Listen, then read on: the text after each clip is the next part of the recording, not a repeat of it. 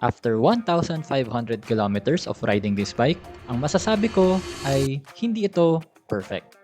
Mula nung nakuha ko ang motor na ito 4 months ago, ginamit ko siya halos araw-araw. Mula sa simpleng pamasok sa opisina hanggang sa pag-akyat ng bundok. Kaya naman, for today's video, ay magbibigay tayo ng honest review ng lahat na na-experience natin sa motor na ito, positive man o negative. Yun na nga. Titingnan natin kung ano-ano yung mga nagustuhan ko at pati na rin yung mga bagay na pwedeng i-improve sa bike na to. At tandaan, all stock pa rin ang setup ko. Walang upgrades or modifications bukod lang sa top box. So kung nag-iisip ka kung worth it ba ang PG1 in 2026, manood kayo hanggang dulo dahil ito ang review na kailangan mo. Siya nga pala, may first impressions review tayo sa previous video. With all that said, ito ang ating honest review ng Yamaha PG1.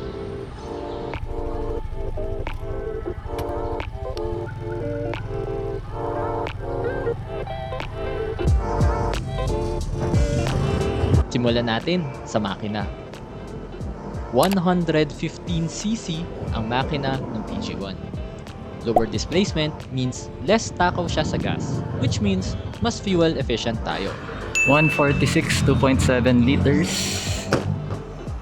Yun nga lang, ang other side nito ay ang mas mahinang performance ng makina kumpara sa ibang 125cc na mga motor. To compensate, ay malakas ang torque ng first gear natin, pang-arangkada at para sa mga ahunan. Yun lang, medyo mahirap gamitin ang Primera pag smooth na control ang kailangan natin dahil sa lakas ng torque at ng engine brake nito. Kaya usually, second gear lang ang gamit ko sa mga ganitong sitwasyon. Bilang solo rider, hindi ako nabibitin sa power ng motor pagka city riding. Sufficient na ang torque natin sa mga pagmaneuver sa kalye. Kaya nating abutin pa rin ang 65 to 80 kilometers at 4th gear. Pero at this point, ramdam ko na sumisigaw yung makina sa mga ganitong speeds. Bawi naman tayo dahil ang dali bitbitin nitong motor na to. Kahit sa mga masisikip at makikipot na lugar, magaan at maliit ang turn radius natin, kaya hindi mahirap gumalaw pag ito ang dala mong motor. Medyo iba na ang usapan pag may angkas ka na.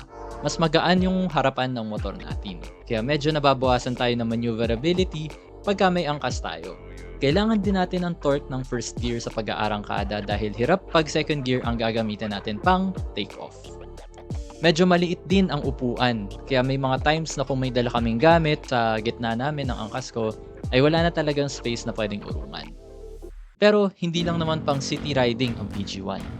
Punta naman tayo sa off-road. Pang off-road talaga ang setup ng PG1. Block threads ang pattern ng gulong natin.